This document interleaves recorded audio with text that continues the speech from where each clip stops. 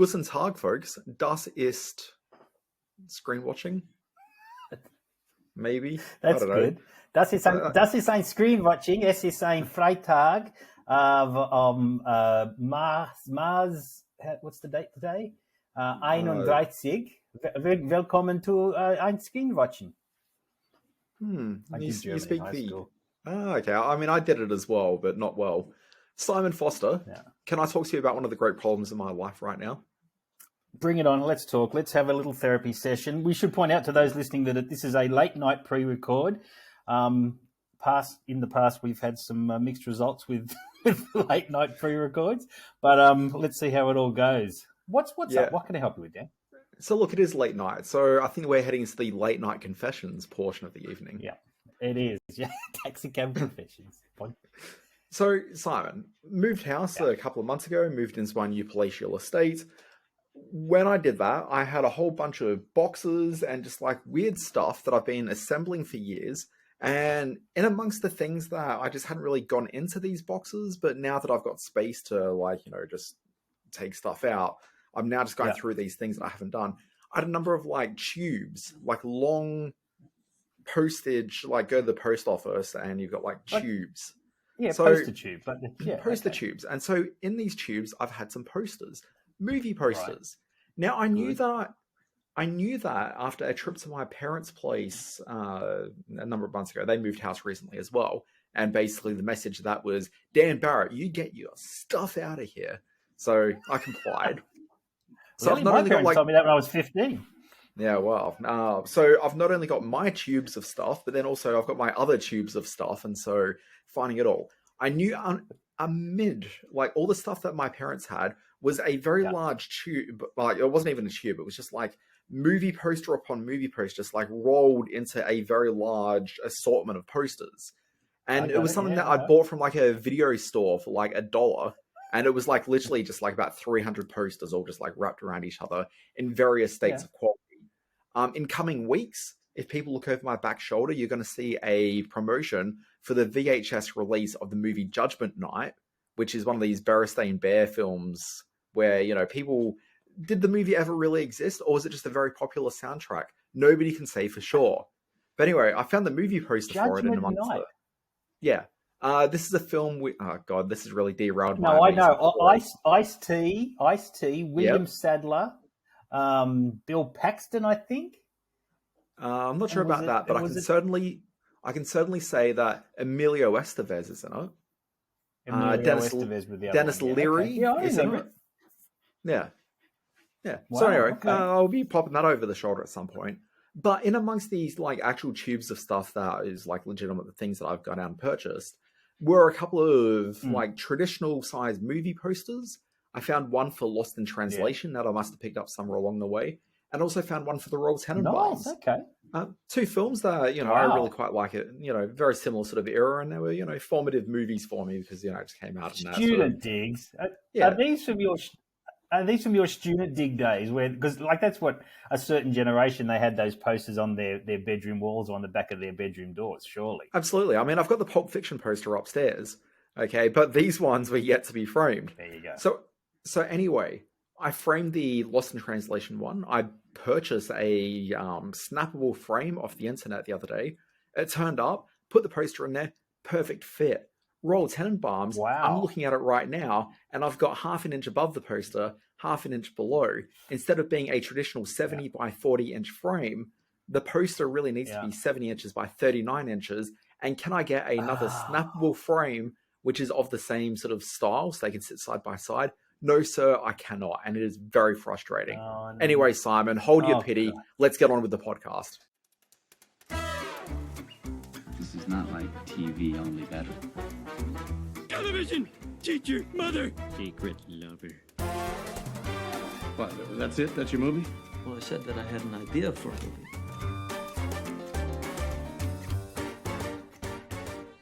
Folks, this is Screen Watching. It's our weekly discussion of things we've been watching on the screen. I know you're listening to this podcast thinking, I want to hear more about Dan's posters, but no, we've got important business of reviewing to get up to.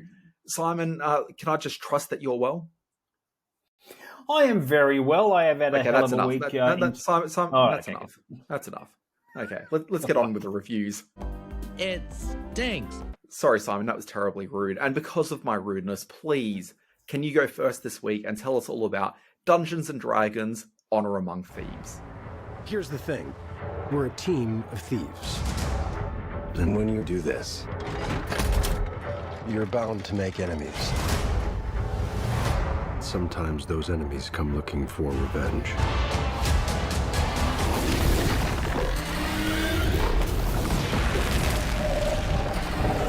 So it's been 20 odd years since they tried to make a Dungeons and Dragons movie. The game's been around since the mid-70s. That movie 20 odd years ago was a terrible piece of crap called Dungeons and Dragons, which featured one Jeremy Irons chewing the scenery like never before.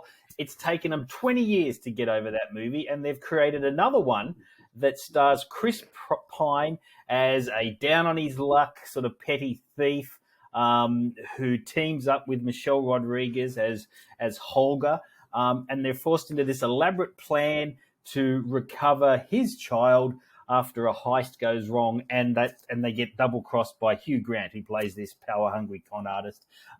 They gather around them in Avengers fashion, a wannabe sorcerer played by Justice Smith, a druid played by Sophia Lillis, and set about righting a perceived wrong and winning back the daughter that he thought he'd lost forever.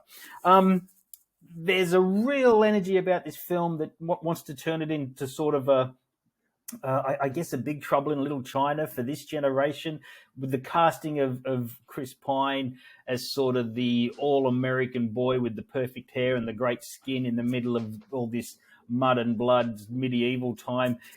Indicates that it's just trying to be a bit of silly fun. Having said that, I saw this screening with a whole bunch of people who were clearly invested in the Dungeons and Dragons universe. I'm not. I've never played the game at all. But when things like the Themberchild, which is this giant fat dragon that they all run away from at the end, or when a sort of a pin that's on Chris Pine's costume reveals him to be a harper, which is one of the secret societies as part of the Dungeons and Dragons lore. There was this huge cheer. People were so excited. There was the famous city of Neverwinter. There was a black dragon. There was a gelatinous cube. All of these things mean things to Dungeons and Dragons players. Not so much for me. I was there for a good time. Unfortunately, a long time at over 2 hours. This sort of overstays its welcome a bit.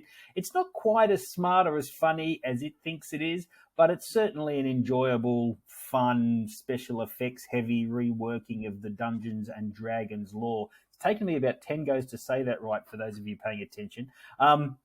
So yeah, it's worth a watch. A mid-range adventure action comedy with some good special effects is, I think, about as best as I can sum up Dungeons and Dragons.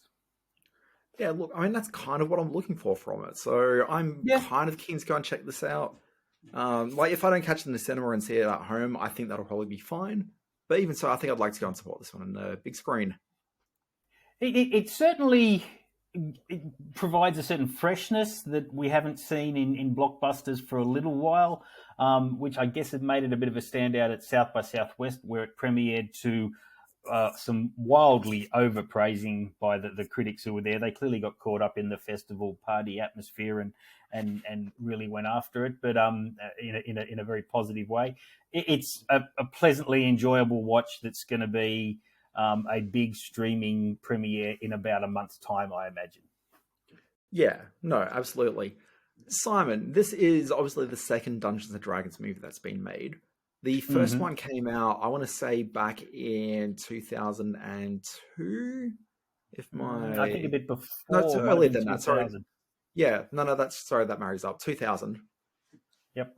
Came out in 2000. I remember sitting in the cinema. I was at Garden City Event Cinemas, watching the movie. Wow. My phone started ringing, and don't forget, like 2000, this is like early, some people had mobile phones, other people didn't. It wasn't necessarily a, given thing. But everybody had universally decided by that point that it was a shitty thing for people's phones to start ringing mid-movie. Okay, you should have turned that thing on mute, like, social conventions. Anyway, my phone started ringing.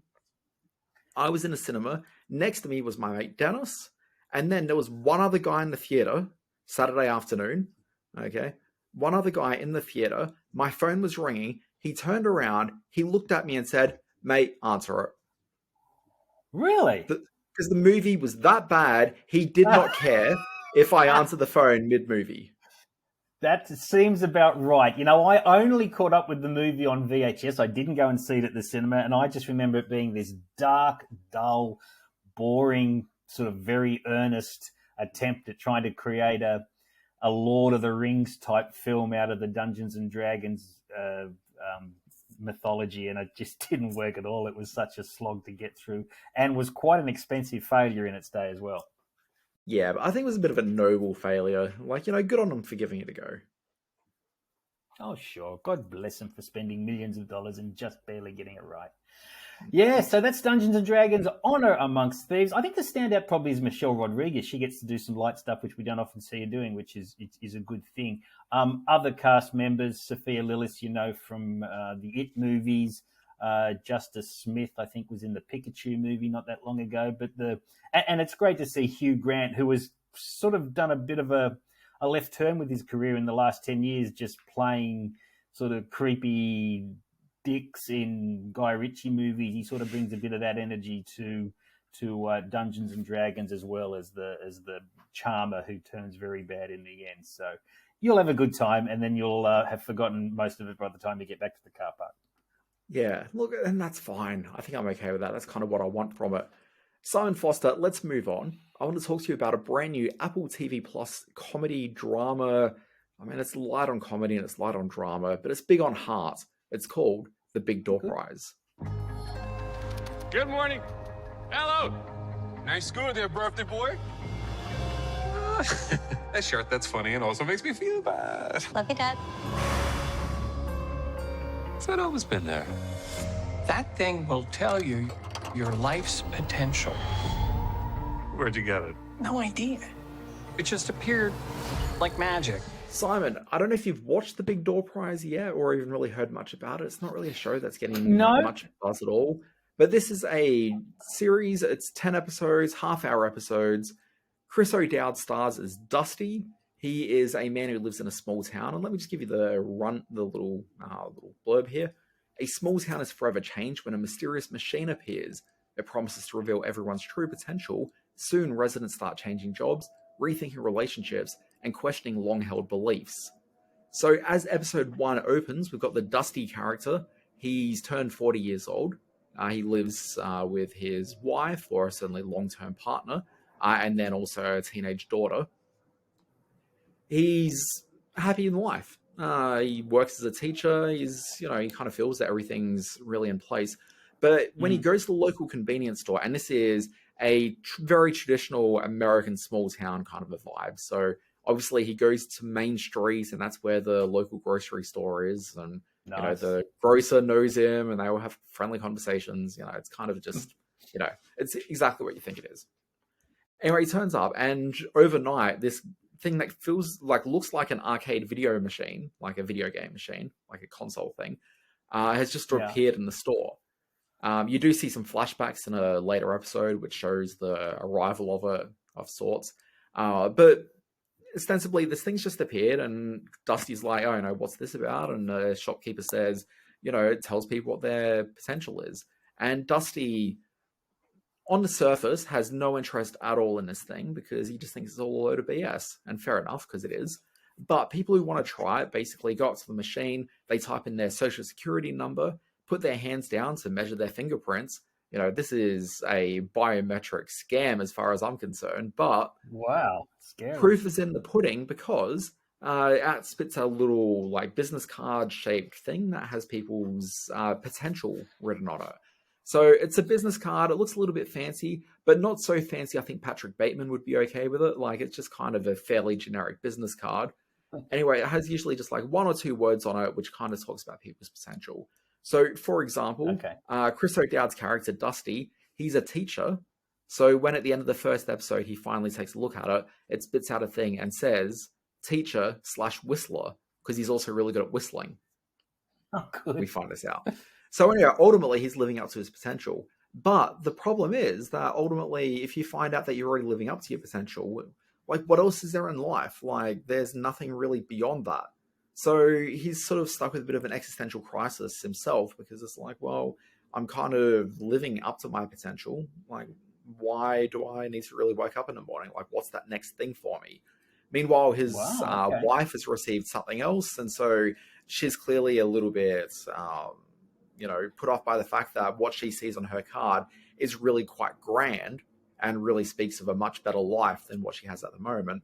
But that creates tension with Dusty, because in Dusty's mind, it's like, well, why do you necessarily want more from life? Is what we've built together not enough for you?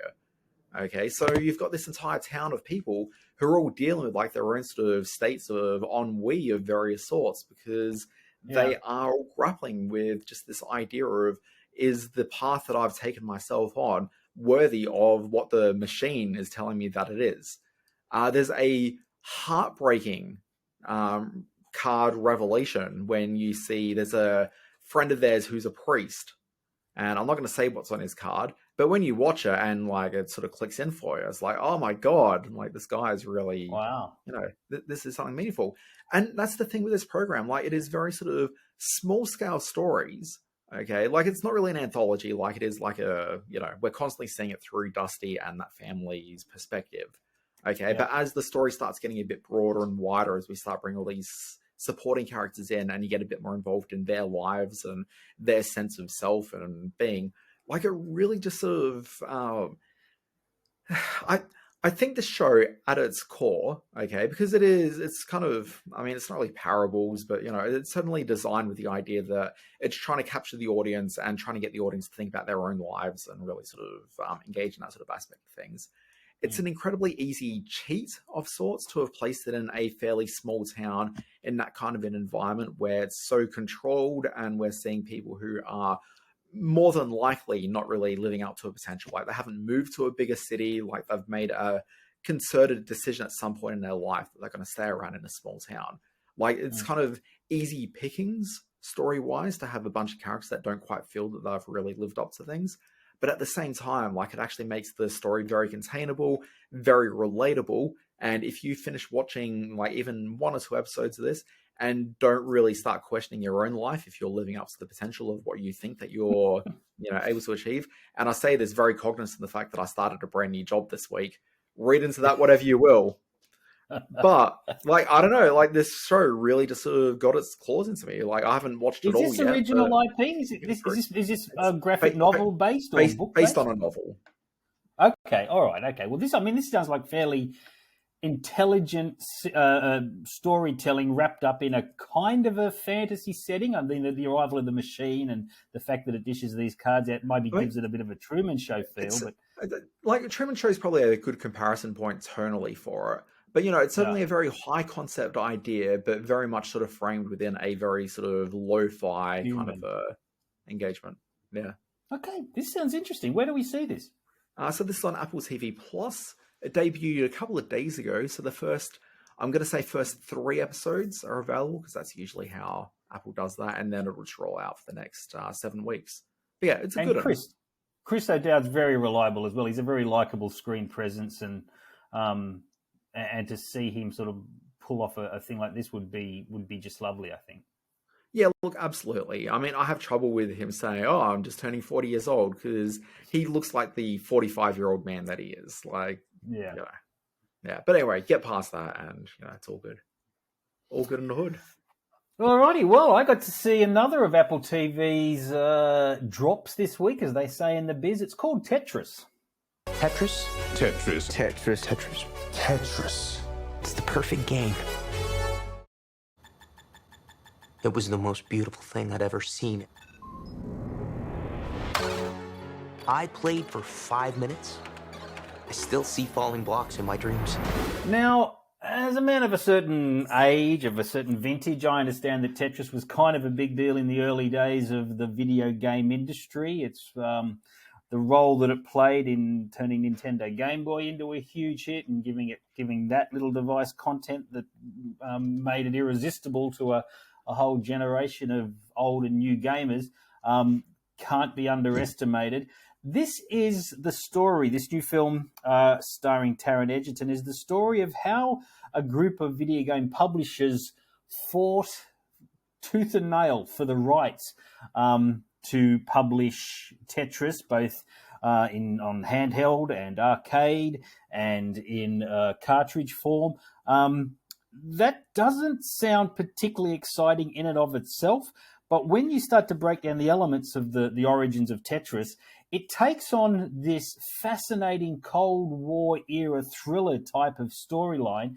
The original game was conjured by a Russian programmer named Alexei Pajitnov, who's played by Nikita Efremov in the film, as just a way of sort of passing time in the cold Russian winters. When the prototype gets out and Taron Egerton, as small-time game publisher Hank Rogers discovers it on the floor of a Las Vegas gaming conference, he instantly realizes the enormous potential for Tetris to go huge. He thinks he's bought the rights. It is, in fact, stitched up by another video game publisher called Bob Steele, played by Toby Jones.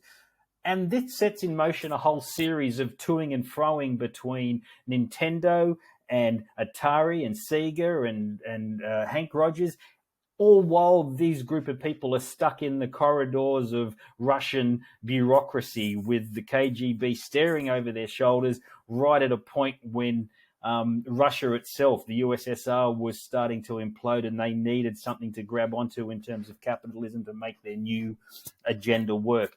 All of these elements come together to make this hugely entertaining, if slightly overlong. There's some of the scenes in the Russian building take on a life of their own that goes on a little bit too far.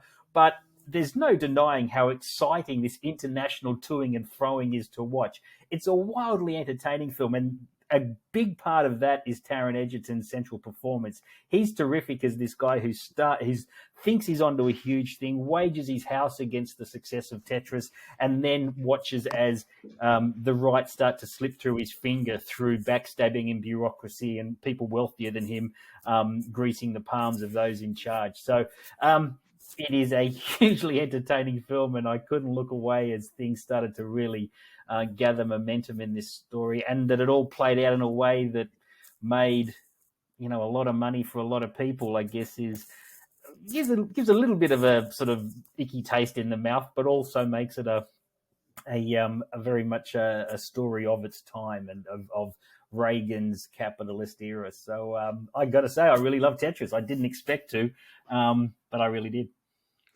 I've lost so many months of my life to the game Tetris that there's no way I can't watch this movie at some point, Simon. But look, I'll say this. If nothing else, it provides parents everywhere with the opportunity to make a comment when they're trying to pack the boot of a car. I'm glad I played Tetris all those years, and you can keep the sort of slotting things in there. So. Yeah, look, I've dropped that line a few times myself, but ultimately, Simon, in the same way that the Tetris game spawned a whole lot of imitators, I'm hoping that we see a whole lot of imitation movies based off the creation of their respective rip-off games. So yeah. I'm very hopeful that next week's release of the Super Mario Brothers movie will do so well that we'll start to see a Tetris movie style take about the making of the game Dr. Mario. And that's what I'm desperate to see happen. Sure. So Dr. Mario had Mario from Super Mario Brothers. Now as a doctor, I guess when he was in plumbing school, I guess it was really just a way of eventually getting to doctor school. But he's there as a doctor, and you watch as you have to get 4 blue pills, 2 pills, each with 4 squares on it, against the little blue disease, and then you get rid of the blue disease. And so you need to get the colors and the diseases all lined up, and takes it out Tetris style. Wow. Amazing game. I gotta say, if there's any one thing more boring than watching someone else play a game, it's watching someone else describing playing a game. Here's the thing, Simon. What you try to do is if you can get to level 20... No. Here we go. Okay, Simon, I'm going to move on. If you think it is boring as hearing someone describe how the mechanics of Dr. Mario works, can I introduce you to the new prequel of the American musical romantic comedy, Grease? This prequel is titled Grease, Rise of the Pink Ladies. Good morning, boys and girls. Thank you for the best summer of my short life. And welcome to the 1954 to 55 school year. So I don't know what your relationship is with the original movie Grease from 1978, I think it was. 76? Oh, 78, no, it was. It was 78. It is one of my earliest movie-going memories. I can remember queuing with my parents along George Street to get into the Paramount cinema to see what was at the time a game-changing blockbuster release. So I have a very fond connection with Grease. I mean, I'm not quite sure how it's game-changing, but I'll look past that bit of language and we'll move into my relationship with it, which is that I've seen Grease so many times, but I've never actively gone to watch Grease, nor have I ever seen the entire movie from beginning to end. I've only seen it in parts because I've got a younger sister, and obviously that means that I've seen Grease, thousands upon thousands of times.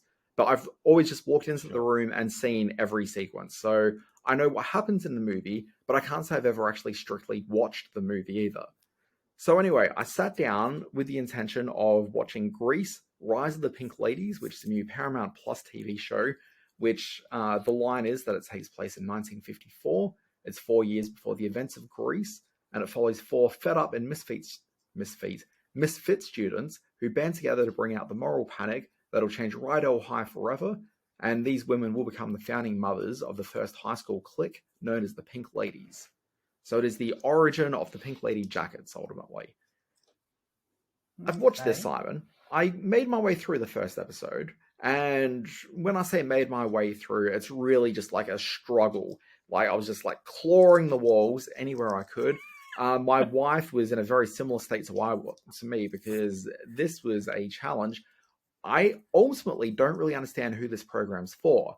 So I watched it, and first your younger sister, your little sister, that's who it's for. Simon, I'll tell you what's going on here. First of all, the songs aren't very good. The characters aren't really particularly that memorable. The main sort of girl in it is essentially a girl she's a fairly unpopular girl. She just started dating like a jock at the school, and then suddenly word got out that, maybe she was a little bit easy, and so suddenly her reputation's been sullied.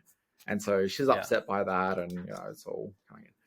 It opens with this really great sequence in a drive-in, okay? And when I say great sequence, I mean there's the potential for it to be a great sequence, but instead, it's just such a chore to watch. And I love things set in drive-ins. Like, this is, it should be right up my wheelhouse, but not the case. The songs aren't any good. The characters aren't really particularly any good. And when Grease came out in 1978, it was part of that American love affair with the 1950s. Okay, so and you think about what else is going on at the time. Like, American Graffiti had been pretty big in the cinema, within that decade. You saw the rise of Happy Days, which is a TV version, effectively, of American Graffiti. And then, of course, you had a whole bunch of that sort of love affair with 1950s style diners, and it kind of seemed as though in the 70s going into the 80s, people were just in love with the 1950s and its iconography and style. So for Grease to be a very popular film for people growing up in that sort of 80s going into the 90s sort of era, it made sense there was something to hold on to. But I can't imagine there's any young kids these days who have any sort of fondness for 1950s Americana. That doesn't really seem to exist in the pop culture anymore. So you strip that out, okay, and ultimately you're sort of left with this thing that is purely a nostalgia play for people that have grown up watching Grease, God knows how many times throughout their life. But the problem is it just doesn't really live up to Grease. So you're just ultimately disappointing an audience, but you're not really finding a new audience of young girls who'd want to know all the songs and dance along with them in a way that people had with that original film. It's an empty affair, and it's disappointing because there's opportunities to do stuff with it, but there's just nothing to hold on to here. And it's a shame. Now, I do want to raise one point, and I don't mean this to be a slight on you at all, but is this about my hatred of musicals? You're not a musical guy. Let's face it. And we've had some success of late. Some with the return of something like Schmigadoon, which is let me vomit immediately. Well, it's proving more popular than both you or I assumed it would. So there is an audience there for small screen music. Simon, let's not bandy around phrases like popular. This is a program that was on Apple TV Plus, a vanity service at the best of times. Ultimately, to be they didn't even give it a second season to Schmigadoon. They gave a spin-off from Schmigadoon. So let's not use phrase like popular. It's just a show that exists. The point being that there is an audience for especially rich IP like the Grease back catalogue, and like I would disagree that there isn't a group of young people who are into Grease. I think there's still very much those under 20 who are aware of Grease, who have watched it over and over, who've been made by their parents to watch it over and over, and who are familiar with it. I think are these the same characters? Are the Pink Ladies as played by Stockard Channing and Dina Barnoff? As explained earlier, Simon, it's set 4 years before the events of Grease, and it's the original girls that were the Pink Ladies. The original Pink Ladies. Okay. Yeah. All right. Well, I mean, I'm going to check this out because I'm a fan of Grease. I was going to say, are any of the original talent attached, but I can't imagine any of the songwriters would still be around or would still be writing this sort of music. Is it they haven't done the Baz Luhrmann thing, and they're not adapting sort of modern pop tunes to 50s musical styles, are they, or anything like that? Not that I really noticed, but I did. I mean, I didn't actually physically fall asleep, but mentally I fell asleep midway through this. So who can really say for sure? All right. Grease, Rise of the Pink Ladies is on Paramount Plus. Probably if you're into the Grease thing, you're probably already on board with it, but we'll see. We'll give it a go and see what happens. I think it's probably worth sort of keeping in mind that this was a TV show that was originally developed for HBO Max, and they looked at it and said, no, this is actually hot garbage and we don't want this anymore. And then eventually it found its way over to Paramount Plus. Like, this is used goods with reason. Okay. Yeah. But in terms of a positive thing, Jackie Hoffman's in it. And I love Jackie Hoffman. Yeah, you got to think for Jackie Hoffman. I don't know if that's come up a few times, and that could be your therapy session for next week. Look, as we start moving towards our topic for the intermission, just think about my love of Jackie Hoffman and wonder where that segment's going to take us. All right. Is that a lead into the intermission? Look, I think that it is.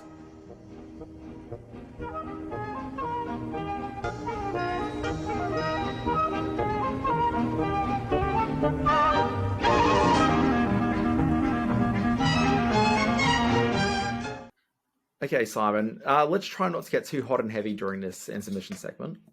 Well, I'll try, but gee, it's a steamy path to go down that you've chosen. You explain this. This was your one. This was all you're doing. Let's have a listen. Okay, let's run through this with all the maturity that I think that we can both sum it up for it. So I'm just getting a little bit of background soundtrack happening.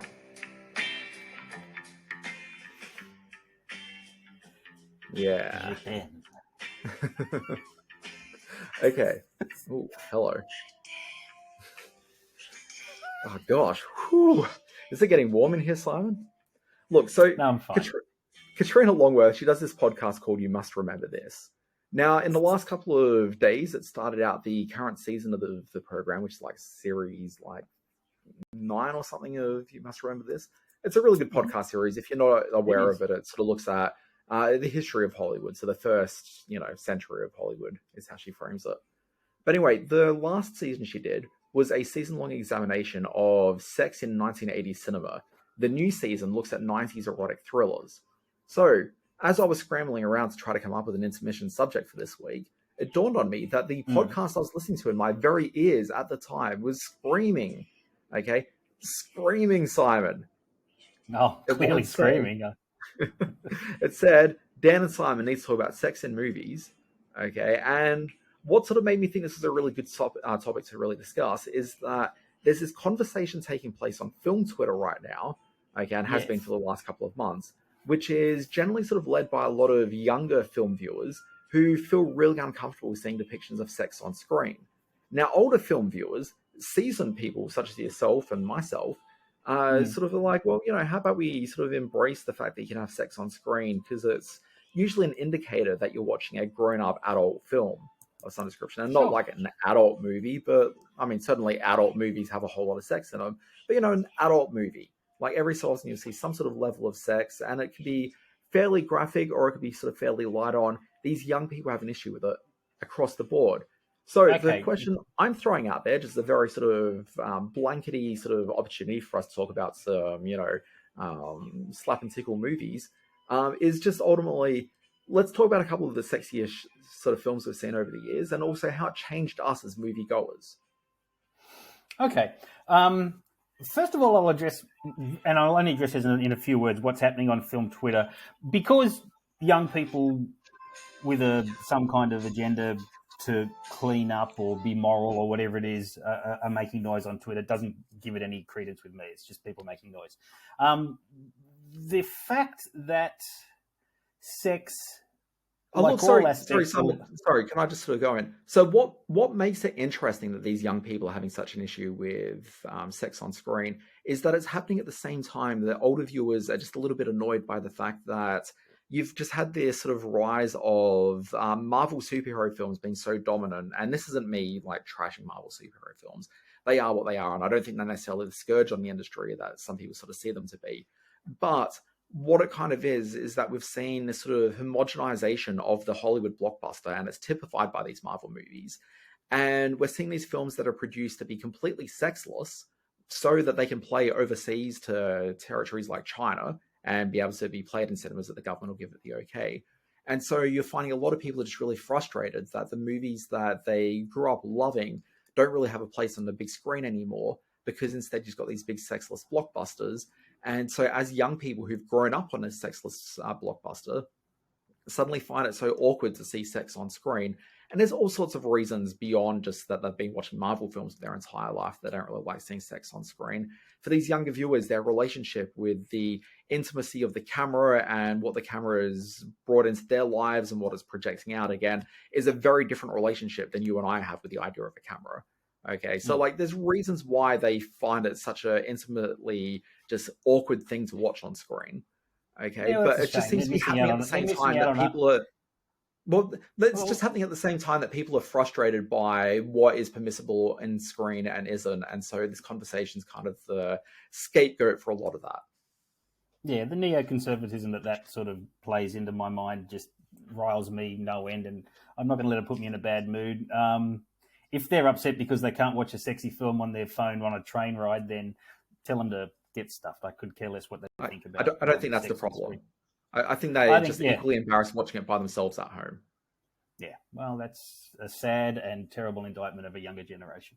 The okay, so to your question as to what was the question about our earliest sort of thoughts and memories of seeing sex on screen? Not necessarily even earliest, but like I thought, let's come up with like 2 or 3 examples each of movies which kind of changed us as moviegoers. So look, let me throw something out here first. So the very first R-rated movie I saw in the cinema was Boogie Nights. Now, Boogie Nights, obviously, the sex is very much at the forefront of that movie. For those that don't know Boogie Nights, and I'd be surprised if anyone listening to this or watching us on our YouTube channel or on Spotify haven't seen Boogie Nights. That'd be wildly surprising. But Boogie Nights, it's a look at the rise and fall of a 1970s era porn company through the introduction of young ingenue porn star Dirk Diggler, played by Mark Wahlberg, as he enters like the business. And just as he becomes the biggest thing in porn, the VHS boom of pornography hits in the early 80s. And suddenly a company which prided itself on making some very successful cinematic porn movies didn't really have a place anymore and sort of struggled to find relevancy, like so many of us. Yes, exactly right. Okay, so it clearly was a game changer for you. Would it have been the first time you saw that degree of depiction of sexuality on screen? Look, probably not. I mean, the thing is that like Boogie Nights is just an amazing film to begin with. So, I mean, it was certainly as a movie-going, life-changing experience for me, purely because I saw a movie of that quality and caliber at a time when I would have been 17 or 18 going in to see it. So I don't think I was actually 18 yet when I snuck in to see the movie.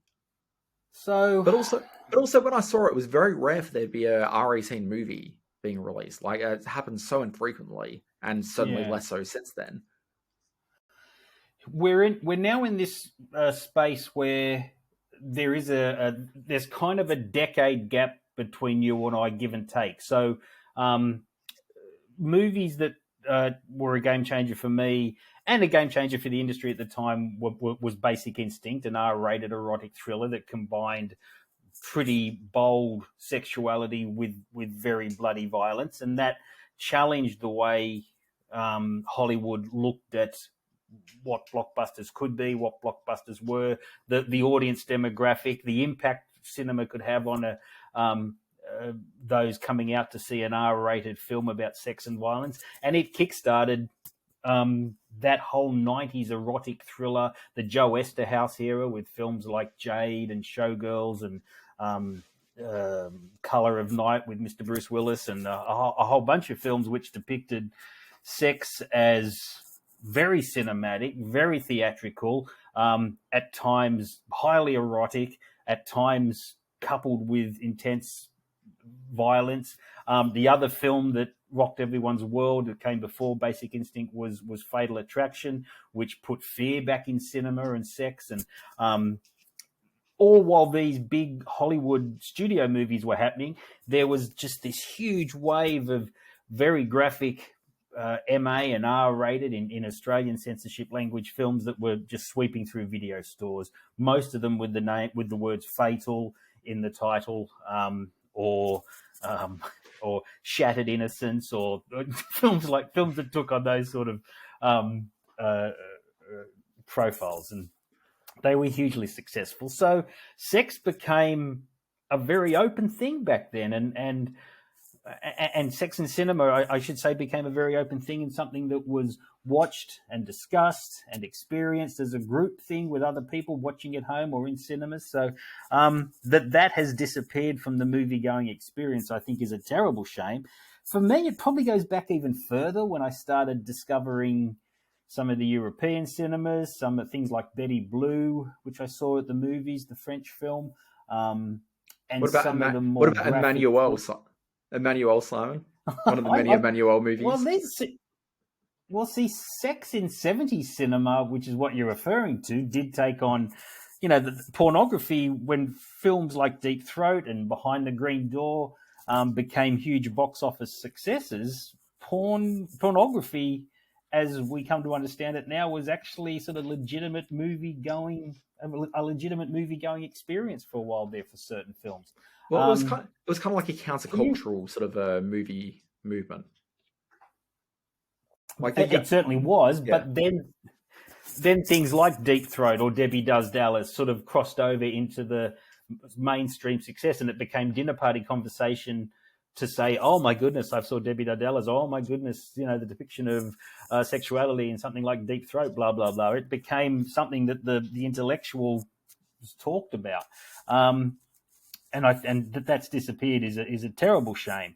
Or that sex has been driven back into the bedrooms of most of the mainstream population through internet pornography and stuff like that is a whole other discussion to be had. But so I found sex presented to me on cinema as a very frank thing, like as a very straightforward thing. Whether it's watching the bawdy comedies of the Australian 70s, like Barry McKenzie, or discovering that Australian film renaissance that had some quite graphic sexual content in there, and not just heteronormative stuff, but things like The Devil's Playground, the Fred Skepsey film, which looked at boys' home abuses. It was a very frank discussion of sexuality in many forms. So sex in cinema and the R-rated movie-going experience was such an integral part of what made me fall in love with movies that it's a shame that it's not around anymore. Yeah, I mean, you mentioned that rise of 90s sort of erotic thrillers, and for me it's kind of linked with this idea that the first R-rated movie I saw in the cinema was Boogie Nights, as I mentioned, but for the decades sort of leading into this, like the first sort of film that was a scandalous movie that I was aware of was Basic Instinct, which was, 91, 92? Yep. Thereabouts. I was like an impressionable 11 or 12-year-old at the time. 93, yeah. 93, I think. But yeah. No, I think it's earlier than that. It's 91 or 92, I'm sure. Okay. I'm trying to think where I lived at the time. And yeah. So anyway, there's like, that was sort of out. But like, you wouldn't have seen that at the cinema. No, absolutely not. But it was one of these things where that came out. And so I know I saw it on VHS when it came out. But like all those amazing films, like, Jade starring David Caruso, and the aforementioned Color of Night with that amazing sequence with the glass table and the plates strategically placed around the place. I'd seen all those movies, but it was largely something that I was watching on VHS. And that was a big sort of part of the movies that my mates and I would be watching as just like part of our, cultural engagement, which was these things that are a little bit grown up that we probably shouldn't have been watching, but teenagers watch stuff that they're not supposed to be watching at the time. And that was that entry point into that. So it was kind of like those were the glimpses for us as to what adulthood had to offer. And so, I mean, I've never really found anything sexually attractive since then, unless an ice pick's involved. There was a point in the 90s when, and this existed before the 90s, of course, but specifically in the early 90s when Basic Instinct came out and it was considered, cinema became this place where sexuality could be explored and discussed. Some very serious films came out about and with sexuality and sexual coupling at the center of them. Things like Jeremy Irons in Damage with Juliette Binoche, things like The Unbearable Lightness of Being with Lena Olin and Daniel Day-Lewis. There was another one that I was just thinking of that I can't quite remember, but Henry and June with Fred Ward and Uma Thurman, the story of Henry Miller, the author, and his sexual sort of experimentation. These were films that many of whom flirted, some of which got X ratings in America because of their sexual content, but which were art house films. All the while, the French and the European cinema was, the wave of very sexualized films were coming through, and films, like the films of Peter Greenaway out of the UK, were exploring with a real artistic lens sexuality and fetishism and all sorts of different types of sexuality on screen. They would go to the art house cinemas here in Australia, but they got theatrical releases. So we were able to see the big Hollywood blockbusters, the rom-coms, the car chase movies, right alongside very serious depictions of sexuality and sex in all its forms. Not that long ago, there was a movie called Pillow Book that Ewan McGregor was in back in the early 2000s. It was very graphic. Some of the Michael Winterbottom films have contained really strong sexual content as recently as the 2000s, but those sort of films are few and far between now. Yeah, look, absolutely.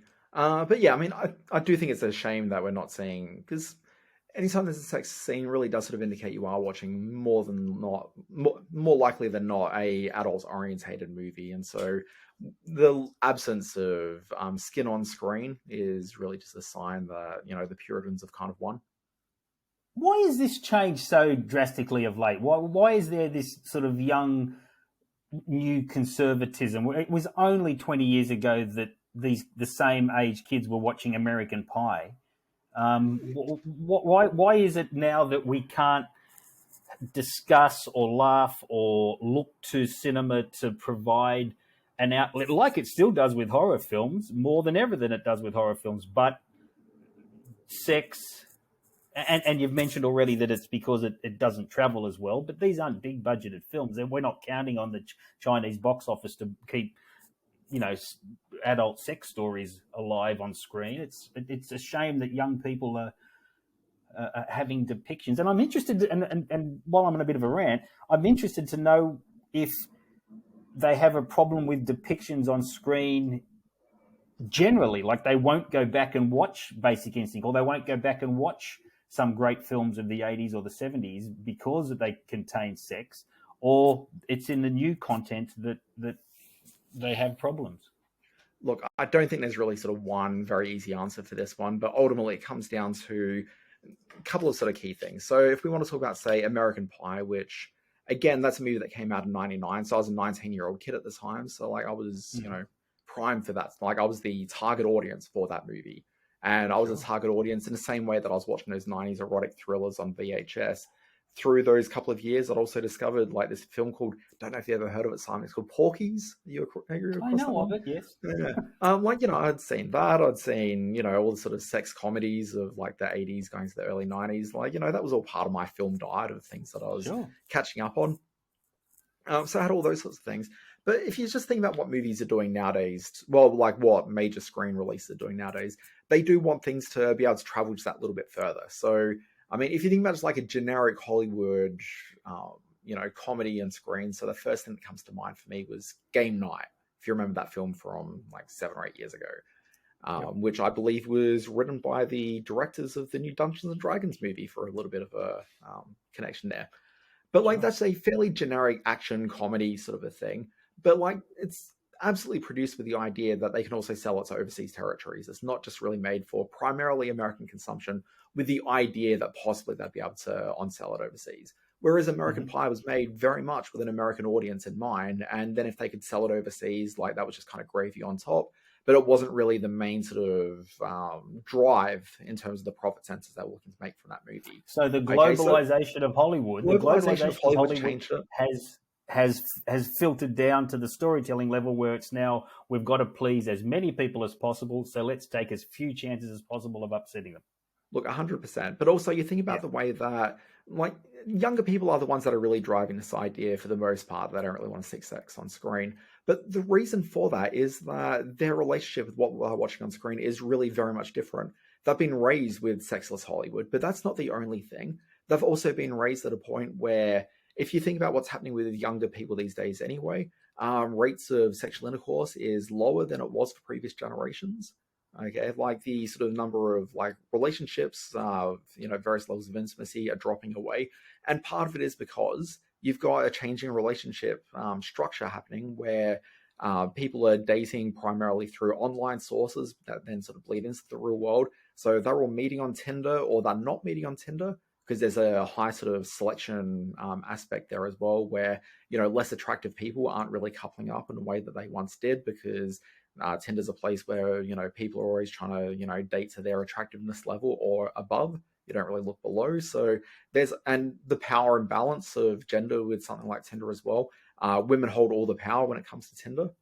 Okay, so there is like a large swath of fairly unattractive men who aren't really quite necessarily sort of being as successful dating wise as they may have once. They may have previously skated by and having amazing personalities or just having sort of some sexual charisma, but like that just doesn't really cut through in the same way that it once did. Like the nature of dating and relating has changed so dramatically. And part of it is they sort of look at, when you see sex on screen, it just seems so personal and so intimate, because to them, they are inviting cameras into intimate elements of their life, with recording silly videos in their bedrooms and that sort of thing. So when you're seeing sex on screen, it's an extension of like their own personal intimacy with the camera, even if they're not necessarily exploring sort of sexual things through that intimacy. So it's mixed up with a lot of different things, Simon. It is mixed up with a lot of different things. I totally agree. I would also point to the role that cinema played back in the 80s and into the 90s with that generation, i.e. my generation.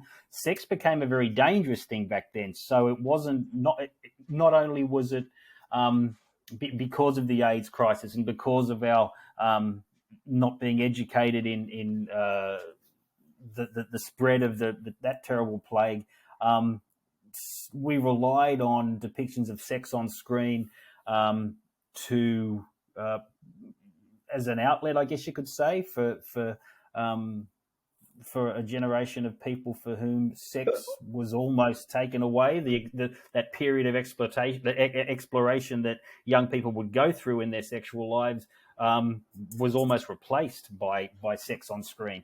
And also, there's a few other things mixed up in that as well, Simon. So one, that certainly holds true for some of the sex comedies of the time, but think about the messaging that was happening as the AIDS crisis really started impacting heterosexual audiences more and more, and therefore, what Hollywood thought was permissible and, etc. What you've got there is the rise of the sort of sex thriller, where suddenly sex got intermixed with, it's like George Costanza when he started trying to eat meals while having sex. Suddenly he wasn't really able to enjoy sex anymore unless he had an eclair in his mouth. It was the same thing happening with sex on screen, where suddenly it was all about the violence of sex, and murder was really mixed into the sexual thing. Absolutely. Like that's what it was about. But also during the 80s, you've got the rise of the VHS player as well, which took sex into the bedrooms and more private homes of people. You didn't have to go to the cinema to watch your sort of perverse movies. Instead, you just had to look Simon Foster in the eyes when you went to a video store to rent it out. That's exactly right. All right, listen, we're getting deeper and deeper into this. Good middle bit triggered a whole lot of things for me that were Great to talk about. I don't want to hear about your sexual triggerings. All right, so that's Intermission. Please give us, drop us an email at screenwatchingpodcast@gmail.com if you've got any sort of feedback on that. We'd love to hear your thoughts and views, or go to our Facebook page where you can certainly weigh in on some of the issues raised in what we talked in Intermission. And if you can do it in the form of a dirty limerick, even better. A dirty haiku. Wait, that's not Wayne's Basement. Simon Foster. Are we doing the what else have you been watching? And I think we are. Yeah, and I just said the word Seinfeld. So that's my segue into the fact that I'm still doing my Seinfeld rewatch. And this week, something amazing happened. I watched the missing episode of Seinfeld. I did read about this in your newsletter. I'm keen to hear from your own mouth what the experience was like.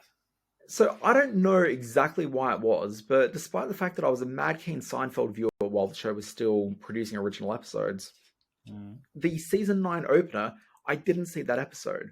Like, I'm trying to work out like what was happening in my life. I feel it was something where I had to do some sort of education type thing where I had like a paper due the next day or some sort of assignment. I can't remember if it was in high school or like outside. A paper due the next day. When was this? 1968 or something? A paper due the next day. Simon, there were papers that were due because I was a conscientious man of education. I was a man of books. But anyway, Simon, I couldn't watch that episode for whatever reason. And I just never caught it on repeats. So like it just never really happened. So when the DVD set came out and I did a rewatch then, okay, I didn't watch that episode purposefully, okay, because I thought, this I've not seen yet. I'm going to hold on to this. So one day I can watch it and it'll just be like a really special moment. Like I'll wait for a moment where I'm feeling down or I just need that little bit of boost in my life. Anyway, so this did week... it provide that? Well, this week I watched the episode and the season 9 return after... Season 8 of Seinfeld's like got a lot of duds all the way through it. Yeah. Like there's a lot of bad episodes in that season. Season 9, there's actually quite a few like really good episodes, really strong episodes. And I would dare suggest of season 9, the season return is probably one of the strongest episodes of the season. There are a lot of really good laugh out loud jokes. It opens with Jerry and George are sitting in the diner. George has just had his summer of George. So if you remember the season 8 finale, he was carrying a bunch of invitations to a party, much the same way that there was invitations from the season 7 finale. But in season 8, he was carrying some invitations. He dropped one on the ground, but because George was going through a period of unemployment at the time and spending a lot of time on the couch, his legs had atrophied to the point where when he slipped over on this...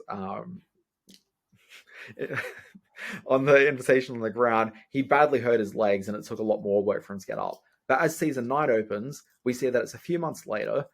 George and Jerry have both grown facial hair because it's been like just a project they've been involved in. So they've both got ridiculous moustaches. Very funny opener.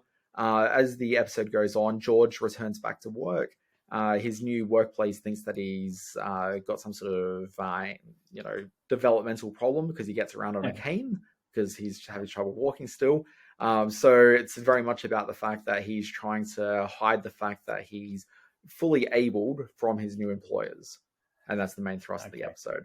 Anyway, like there's literally laugh out loud moments. And I had such a delight watching that episode because part of me was fearful it was going to be a dud episode. But it's not. It was great. And after all these years, I just had a great time. I also went to the movie, Simon, and I saw the movie Air, which you're going to review on next week's program, I believe. I am. Yeah. But I just want to say, I really enjoyed it. It's very lightweight. I think that Ben Affleck as a director, he's, I think, certainly got some skills. And one of the skills he has is I think he knows how to please a crowd. We saw that very much with Argo. There's a number of scenes through that, which absolutely the audience just gets right into it or cheering it along. Air is very much one of these sort of stories about corporate America, and we're supposed to really rally behind some of the executives who did some amazing things, which ultimately mean nothing more than it forced that you and I and the other schmoes in the audience to go and spend more money on stuff that they don't really need. And it's very much a story celebrating that. But also there's a couple of other elements to it, which I think sort of have a bit more substance to them. But ultimately, it's a crowd-pleasing movie. Affleck is really great on screen. I thought he was the main character in the film. Not so. Matt Damon is very much carrying this movie. And for a movie that has so many crowd-pleasing moments and Matt Damon in the lead, sometimes that's all you need from a film.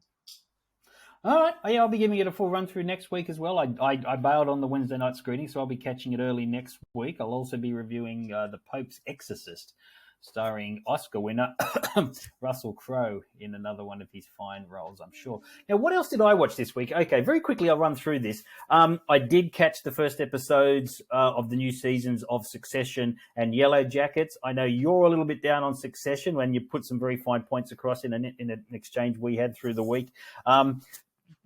Which certainly rang true for the first episode of Succession. The first half of it, I thought, was pandering to fan expectation. There were some scenes in there that felt like a show trying to rip off Succession might put on air. It found its footing in the second half, and the storyline really kicked into to very positive effect. So I thought it was generally a successful relaunch for the new season of Succession. You have misrepresented me a little bit. I quite like Succession. I just kind of you do. I know. Yeah, there's just elements to it that I think are not quite as strong as the sort of flag wavers for the show, really. Sure. I agree with. Yellowjacket was just a series of setting up new conundrums, setting up new mysteries, building the sort of storytelling blocks for the season ahead. It had been I realized it had been a long time since I'd watched the first season of Yellowjackets, which I loved. But there were elements of this which I was like, oh yes, of course. So if you've got time for a rewatch before you jump into Yellowjackets season 2, it's probably worth it. First episode is a whole lot of, oh my God, where's this going to go? I also watched a movie which is out today in US theaters, and out today on digital here in Australia. It's called Assassin. It's really only kind of a big deal because it's Bruce Willis's final film. The last one he was filming before he retired. It's from Saban Pictures, who are the company that have been churning out the Bruce Willis films that we've all grown to hate over the last few years.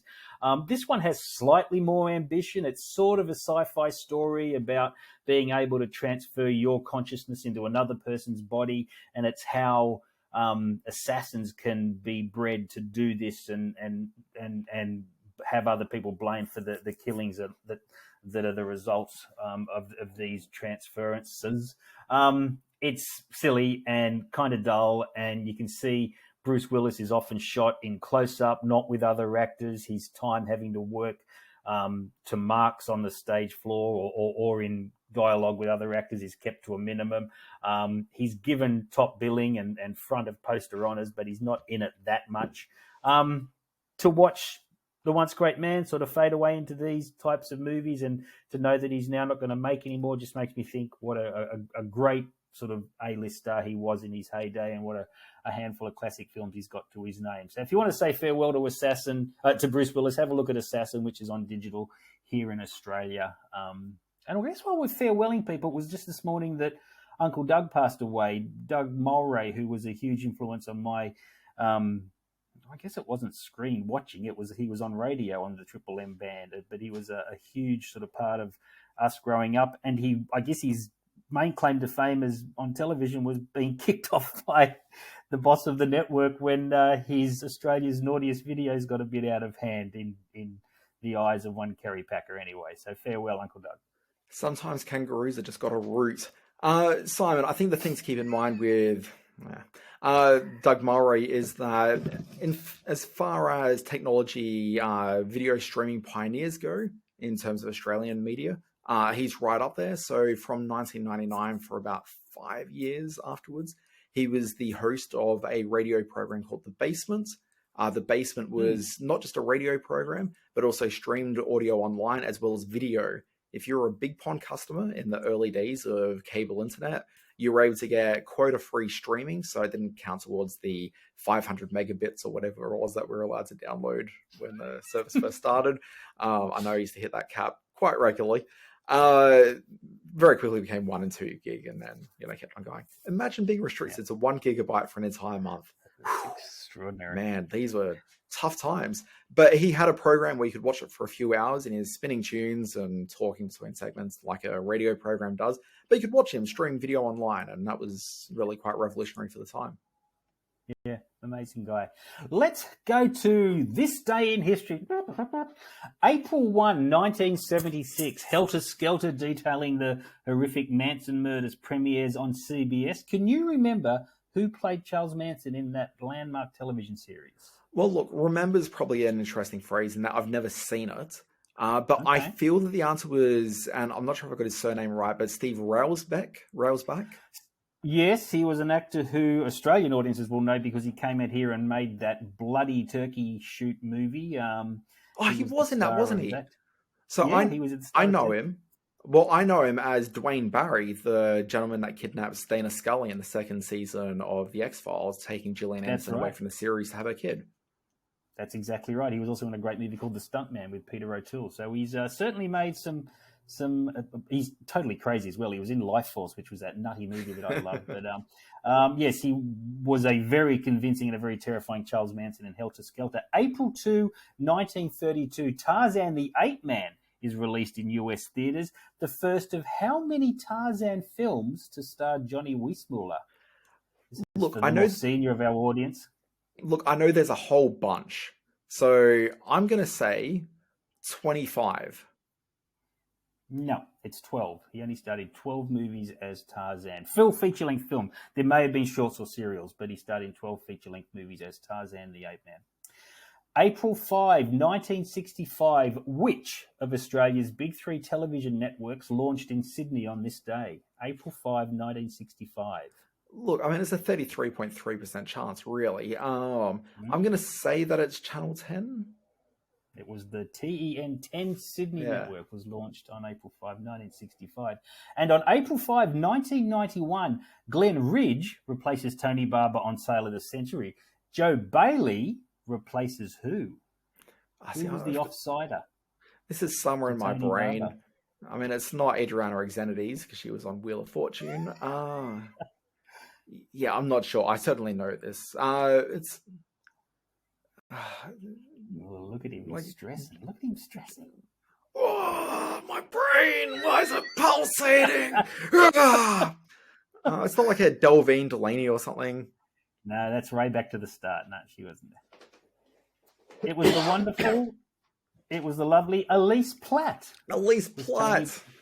Tony Barber's last offsider on Sale of the Century. That's this day in history. That means it's time for the happy birthday quiz. No, not happy birthday. No, not that. Please, no, not happy birthday. All right, Dan Barrett, this is a tough one. I think this is a tough one. Look at these beautiful people. On April 2, 1975, Pedro Pascal was born. April 4, 1979, Natasha Lyonne. Look at that photo of Natasha Lyonne. Stunning. April 5, 1989, Lily James. And April 7 and 64, Russell Crowe. You can all go and see this visual clue on our Facebook page. If you want to have a bit of a think about this, pause the podcast and go and have a look. But these are all people who have played. Let me open my other list. What am I saying? These are all actors who have a part of a group who've played a certain type of character. I'm wording that badly. But what might it be? Okay, so only one of them has fronted 30 odd foot of grunts. I don't remember which one though. Yeah, I think this is a toughie. It's a tough one. Like, I don't know what films like any of these people are necessarily in specifically, and if that relates to the thing at large. Let me put it the way I wrote it on Facebook. They're all part of a group of actors who have played a certain type of on-screen role. See, I don't know. I keep on coming to the idea about Russell Crowe being in that movie, A Brilliant Mind, and playing the sort of character he was there. And I think about Natasha Lyonne as having the gift of being able to tell if somebody was lying in poker face. I see what you're doing. Okay. And I see there's something there, but Lily James, come on, like as if anyone can do anything there. And Pedro Pascal, like he was great in an episode of The Good Wife, but beyond that, I'm not sure what I can really sort of contribute here. Okay, what do we got, Simon? You ready for this? These are all straight actors who've played gay on screen. Okay. Can you believe that? Let me I run can through believe very that. quickly for you.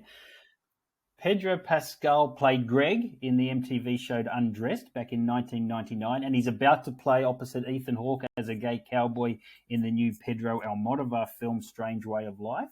Also, I'm not sure And how there has been a lot of talk. I should qualify. I was going to say, I don't think that we know how the Mandalorian necessarily swings, so... I know which way he leans. I will qualify that by saying there has been a lot of internet chatter lately about Pedro Pascal's sexuality and is he gay or is he not, or bi or fluid, or all those sort of things. So I'll just say it for the purpose of the quiz here.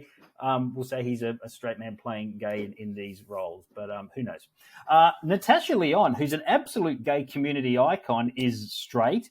Her breakout indie hit But I'm a Cheerleader, and of course in the hit series Orange is the New Black she's played lesbians, and she's wonderful, of course. Now this is a tough one. Lily James married Alicia Vikander in One Red Nose Day and a Wedding, which was a mini sequel that aired on the BBC as part of the charity Comic Relief's Red Nose Day in 2019. That's a tough one. And in April 7, 1964, Russell Crowe, of course, he starred in The Sum of Us as the rugby-playing gay son of Jack Thompson in that film. So there you go. I go deep on these sometimes. That's a long bow to pull, but it was fun. Look at that photo of Natasha Lyonne. Isn't she beautiful in that photo? Stunning woman. I think she looks beautiful all the time, Simon. Yeah. In fact, I can say the same thing for Russell Crowe and Pedro Pascal as well, and I guess Lily James if you're into that kind of thing. All beautiful people, just like all of God's creatures. Oh my God, we've set him up. This is what happens on a late night podcast. He gets all very spiritual and ethereal and universal. So it's good to hear. Okay, folks, it's time to sign off. Praise be with you. Thank you very much for listening to Screen Watching.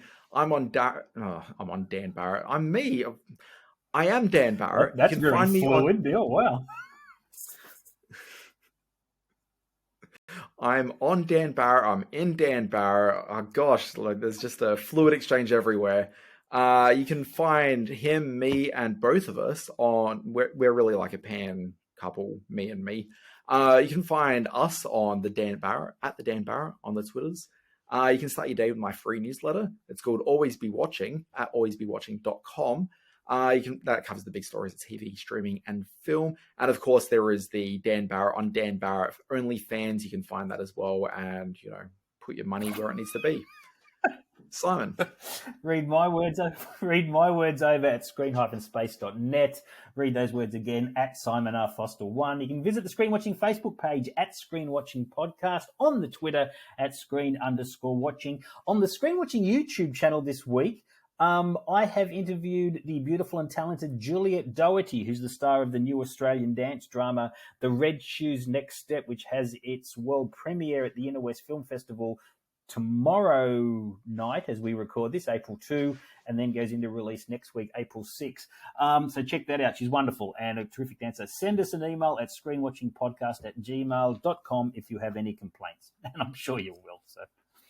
Okay, well, I'm going upstairs now to go and cuddle with myself on the couch and maybe watch, I don't know, maybe Body of Evidence or Bound, maybe Sliver. Wow, see now, Bound was a great movie. Would they make Bound nowadays? I don't think so. That was an early Wachowski joint. You know what? I reckon of any of those, I think Bound is probably one of the few that you could probably get away with. Yeah. Yeah, maybe. I think you probably could. I mean, look, There's still a market for that sort of stuff, and there's still stuff being made. It's just not going into cinemas that much. Erotic thrillers. Do you think Fear counts with Mark Wahlberg?